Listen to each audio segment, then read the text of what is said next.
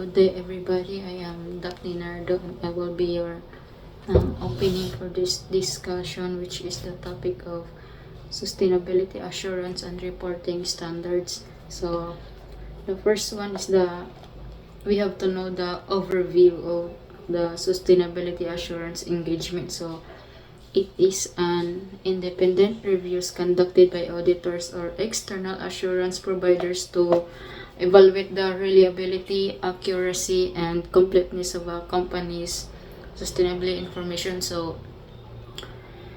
This sustainability assurance engagement are it is an independent checks of a company's sustainability information such as ASG. So to para ma-enhance siya sayahang credibility and reliability, kinahanglan ang mga stakeholders niya like mga investors or regulators are dapat yun siya maka-work together para in order them to strive the goals that they want, di ba? Ang resulta sa gusto nila. Anyways, so this engagement are governed by standard like this engagement governed by standards like IAS 5000 with it. So this engagement governed by standards like ISA 5000. It is a global frameworks that establishes baseline requirements for sustainability assurance engagement.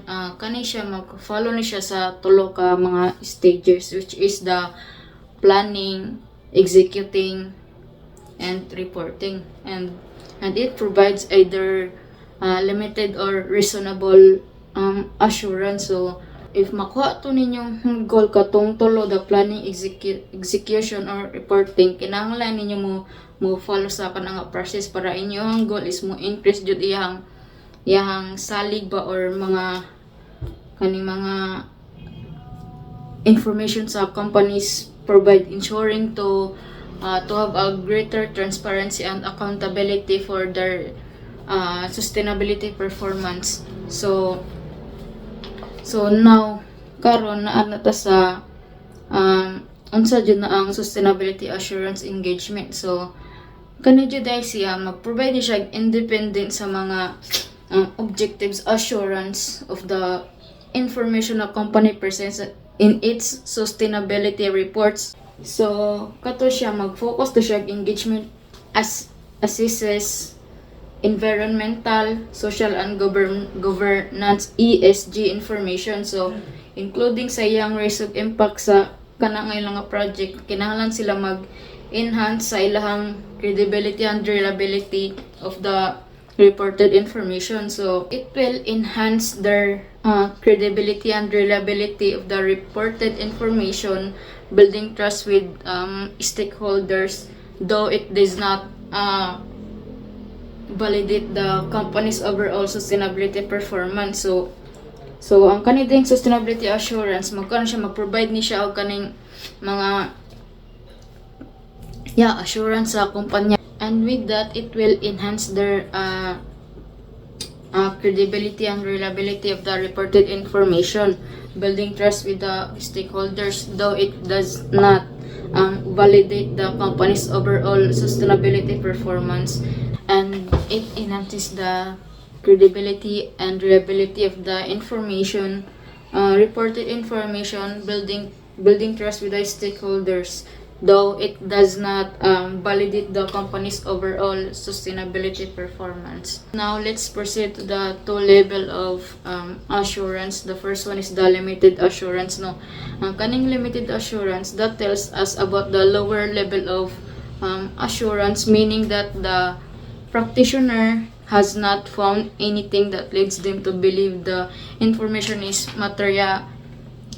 reality inaccurate. So kani siya ang ilang auditor mag-provide yun is mga moderate confidence para sa ilang sustainability report is free from material misunderstand or misstatements pa. The second one is the reasonable assurance, o kani siya higher ni siya nga assurance, where the practitioner concludes that the information reported is materially correct. So, this is the continuation of the sustainability assurance and reporting standards. So now I will be discussing the assurance process. We have here 3 assurance process: planning, execution, and reporting. First is planning. Planning is the engagement team understands the company's context, reporting boundary, and internal control system to identify the risk related to sustainability information. Planning is also define the scope and objectives of assurance and to identify the standards, regulations, and requirements to be met. Second, execution. Practitioners gather and evaluate evidence through procedures such as inquiries, control testing, document review, and third-party confirmation. Execution perform activities like audits, inspection, testing, and reviews. Then, execution collect evidence to compliance with the defined criteria. Lastly, reporting. The practitioner communicates their findings and conclusions, providing the level of assurance specified in the engagement. Reporting also summarizes findings and results of the assurance activities. It is also provide recommendations, highlight risk, and suggest connective actions. Let's proceed to benefits of assurance. Increased credibility makes non-financial disclosures more trustworthy and reliable. Next, improve investors' confidence. It attracts investors and other stakeholders by demonstrating accountability. Improve investors' confidence. This is the one of the key benefits of assurance, especially in financial, operational, and compliance context. Next is greater transparency. It supports a more transparent and sustainable business landscape. It clarifies roles, responsibilities, and expectations. It is also ensures consistent reporting and documentations. Lastly, enhance stakeholders' confidence. Boost confidence among investors, regulator, and the public. It is also build trust with customers, clients, investors, and regulators. It demonstrates transparency and accountability. So, 'di ba, manata sa overview of sustainability assurance engagement. So, ari na pud ta sa ikaduha, which is the assurance report in the Philippines. So, an assurance report in the Philippines is a formal document issued by independent auditors to provide confidence on the reliability of a company's financial statements or non-financial information.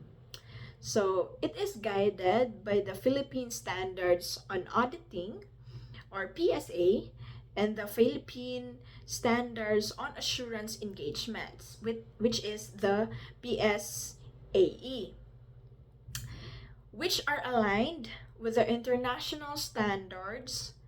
The report assures the stakeholders that the company's financial statement presents a true and fair view on its financial position and performances. So, ikaw nga kanang stockholders or ganahan ka mo invest ani nga company, so ganahan jud kag kanang too good nga makaingon ka nga kani nga company worth it na siya nga investan on the long run, diba? So mangita jud ka nag tinuod niya fair view gani ka ng transparency gani sa isa ka company, sa isa ka potential stockholders nila. It enhances the credibility of information used by investors, regulators, creditors, and the public in making economic decision. So by that, so makaingon ta nga nindot ni sila mohatag og decision sa para sa kanang kuan ba? Para sa ikanindot sa company. So aside from financial audits, assurance report may also cover sustainability, compliance, or internal control system.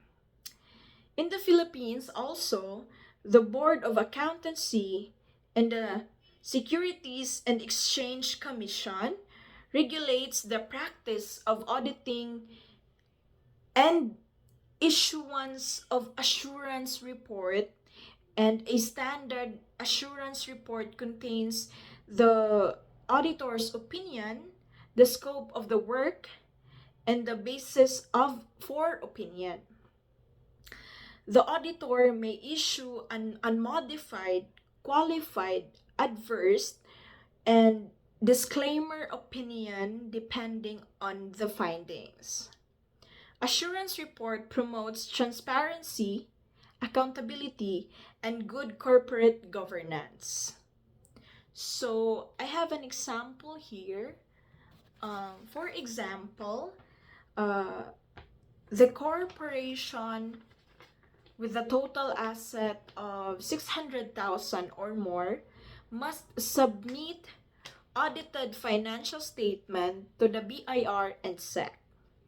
Assurance report helps stakeholders such as investors, matong gingon kanina nga mas kupta nila or mas ang assurance report makaingon nga kanang for fair view sa kanang stakeholders and the company also, such as investors, regulators, donors, and management make informed decisions by issuing or ensuring the reliability of reported information.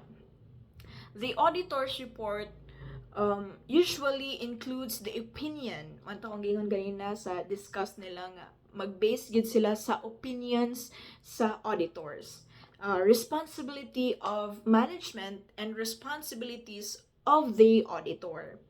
With this growing emphasis of accountability and transparency, assurance report is becoming increasingly important in both financial and non-financial contexts in the Philippines. I am Jovan Amancio, and I'm going to tackle about the examples of assurance report in the Philippines. First, let me give an overview of it.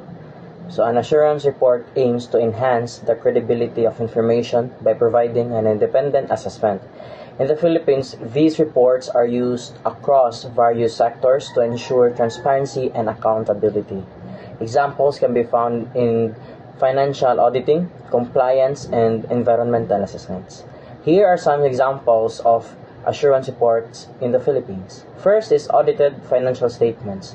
These reports, prepared by independent auditing firms, assess whether a company's financial statements comply with Philippine Accounting Standards, or what we call PAS or PAS, and Philippine Financial Reporting Standards, or PFRS.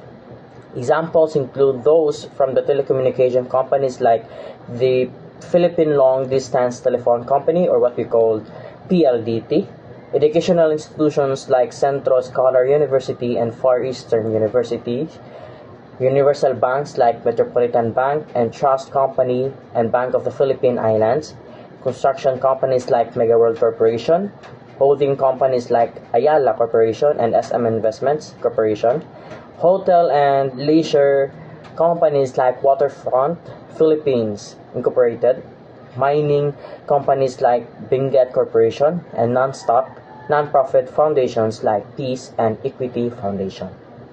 Second is the EITI Validation Report.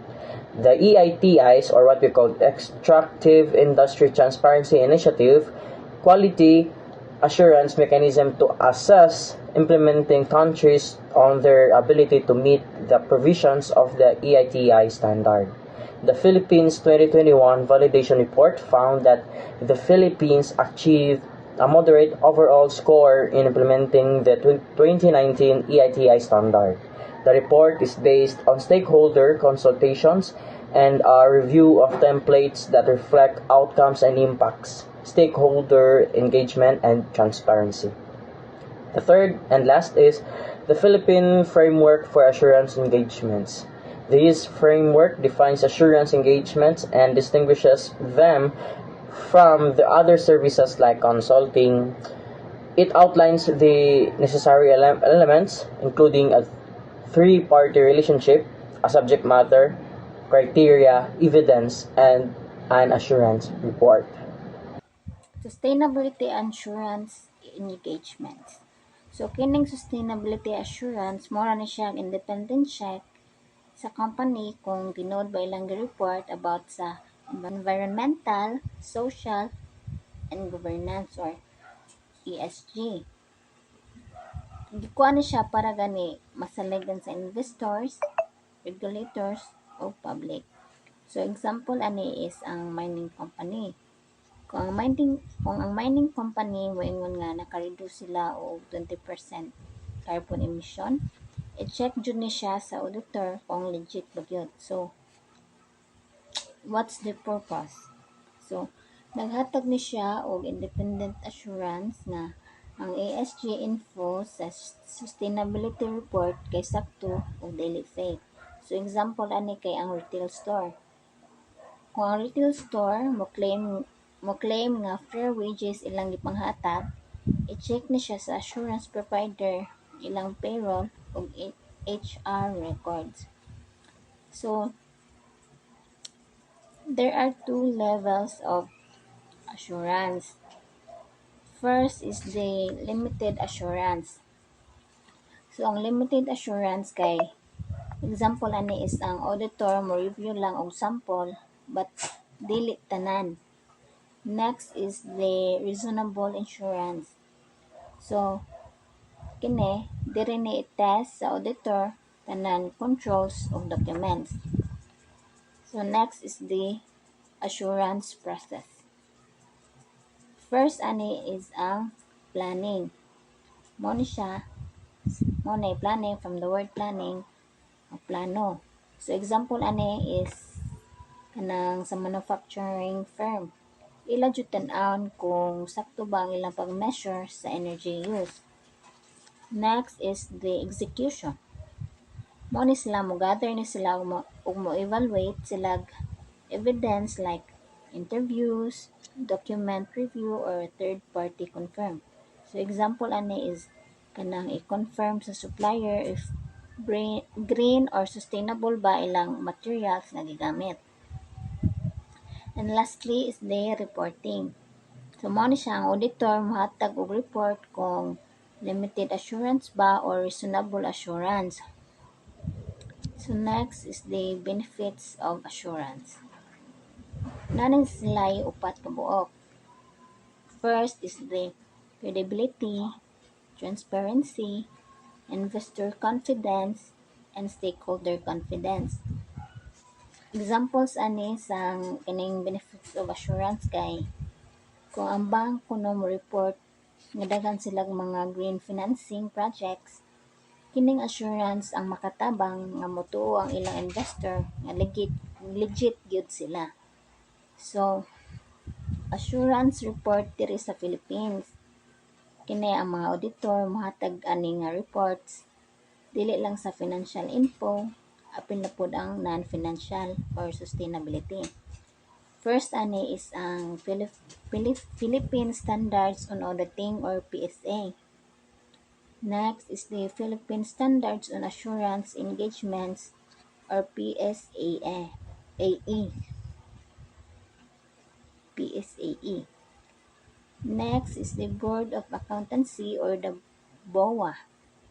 And lastly is the Securities of Exchange Commissions or SEC.